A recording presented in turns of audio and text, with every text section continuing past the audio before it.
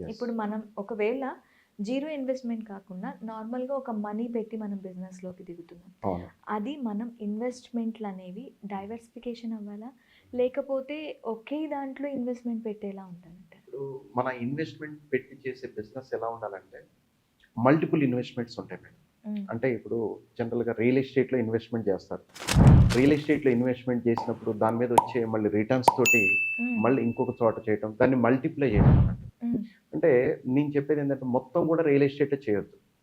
కొంత real estate, కొంత స్టాక్స్‌లో, కొంత గోల్డ్. ఇప్పుడు ఈ మధ్య ట్రెండింగ్ ఏంటి gold, silver. Yes. Gold, silver ఉన్నాయి.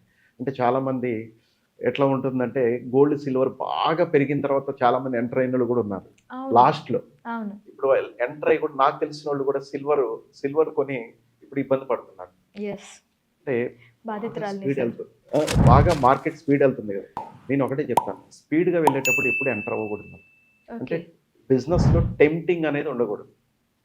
అంటే వాళ్ళు కొంటున్నారు, వీళ్ళు కొంటున్నారు. వాళ్ళు అంటే ఎట్లా ఉంటదంటే మనం ఎదుటోళ్ళని చూసి మనం చేస్తాం అన్నట్టు. అవును. అవును. హ్మ్. ఏదైనా కూడా ఇన్వెస్ట్‌మెంట్ అంటే బిజినెస్‌లో బెస్ట్ ఏంటంటే నాకు తెలిసిందేంటంటే రియల్ ఎస్టేటే అంతే. దాన్ని ఓకే. మించింది ఏది లేదు. ఇప్పుడు రియల్ ఎస్టేట్‌లో కూడా రకాలుంటాయి. ఇప్పుడు బిల్డింగ్స్ కొంటాం.